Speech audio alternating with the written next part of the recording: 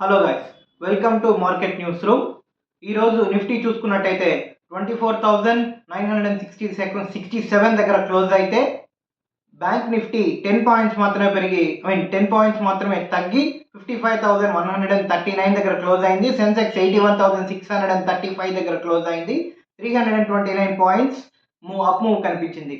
ఓవరాల్గా ఈరోజు చూసుకున్నట్టయితే మెయిన్గా ఐటీ కంపెనీస్ ఎస్పెషల్లీ టీసీఎస్ మెయిన్గా పర్ఫామ్ చేసింది.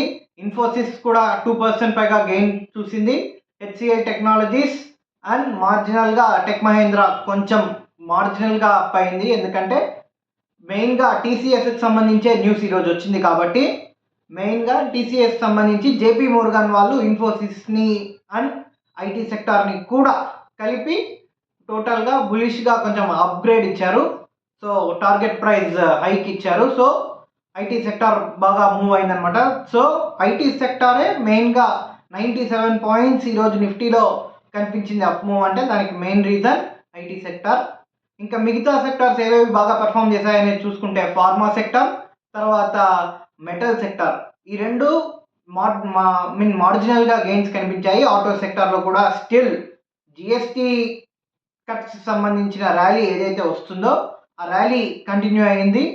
ఇంకా లాస్ట్ వీక్తో స్టార్ట్ అయిన ఆ ర్యాలీ అది కంటిన్యూ అవుతుంది.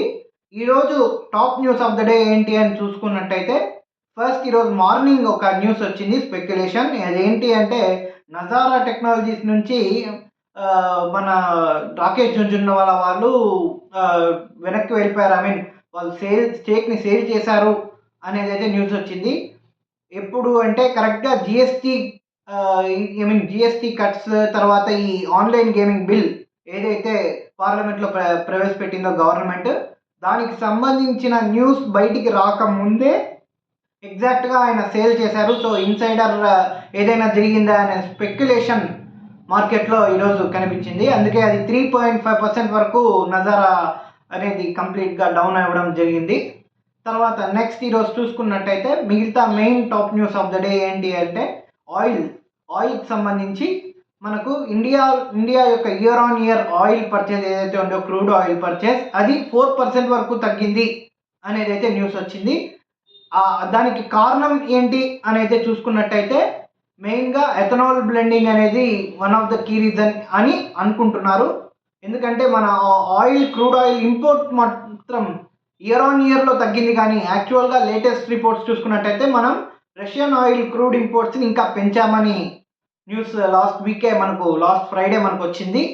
సో అందుకని ఆయిల్ సంబంధించి మెయిన్గా 4% రెడ్యూస్ ఇన్ ఇంపోర్ట్స్ అంటే ఇది టోటల్గా మంచి విషయం అనే చెప్పాలి. ఎందుకంటే ఇండియా యొక్క టోటల్ ఇంపోర్ట్స్లో 30% ఆఫ్ ద ఇంపోర్ట్స్ కాస్ట్ మెయిన్గా ఆయిల్ మాత్రమే వస్తుంది.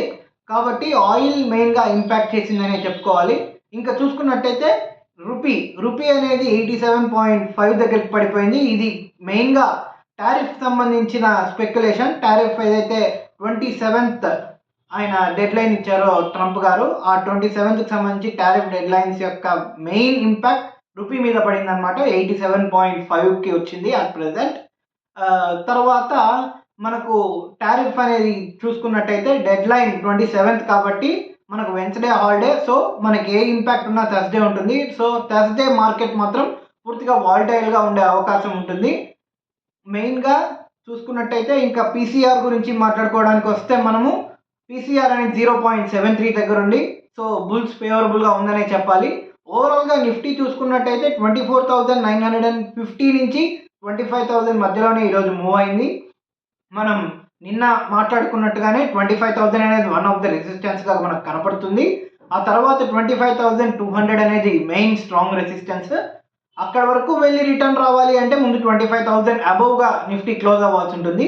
మెయిన్గా మనం టెక్నికల్గా చూసుకున్నట్టయితే బుల్లిష్ సైడ్ ఎప్పుడైతే రావాలో నిఫ్టీ అని అయితే చూసుకోవాలంటే 25,000ని దాటాలి. అండ్ దెన్ 25,105, 100 to 110 అనుకోండి. సో మిడిల్ రేంజ్లో చూసుకున్నట్టయితే 25,105 ఈ రేంజ్ని ఖచ్చితంగా నిఫ్టీ అప్ మూవ్ అయ్యి దాన్ని దాటితే కనుక ఖచ్చితంగా ఫర్దర్ అప్ మూవ్ ట్రిగర్ అయ్యే అవకాశం ఉంటుంది. సో బేసికలీ ఆ 25,100 ఎప్పుడైతే క్రాస్ అవుతుందో అక్కడి నుంచి షార్ట్ కవరింగ్ కూడా వచ్చే అవకాశం ఉంటుంది. And more over short covering కనుక ఒకసారి ట్రిగర్ అయితే రూపీ కూడా కొంచెం స్ట్రాంగ్ అయ్యే అవకాశం ఉంటుంది.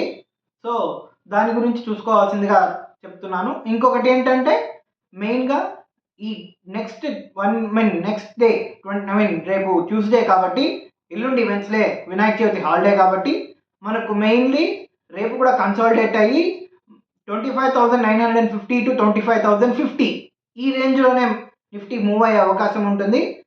సో పొజిషన్స్ క్యారీ చేసేవాళ్ళు జాగ్రత్తగా క్యారీ చేయాలి, ట్రేడింగ్ చేసే వాళ్ళు కూడా జాగ్రత్తగా ఉండాలని కోరుకుంటున్నాను. నెక్స్ట్ ఇంకొకటి ఏంటంటే ఈరోజు ఫైనల్గా మనకు చూసుకున్నట్టయితే మెటల్ సెక్టార్ కూడా అప్ వచ్చింది. అండ్ మోర్ ఓవర్ ఇంకొక సెక్టార్ ఏదైనా వీక్గా పర్ఫామ్ చేసింది ఈసారి అని అయితే అనుకుంటే 1.67% వరకు మీడియా సెక్టార్ ఒకటి పర్ఫామ్ చేసింది. వీక్ అయింది, కరెక్షన్ కనిపించింది. సో ఓవరాల్గా కన్సాలిడేషన్ ఫేజ్లోనే ఉంది మార్కెట్. సో ట్రేడర్స్ అందరూ కొంచెం అప్రమత్తంగా ఉండాలని కోరుకుంటున్నాను.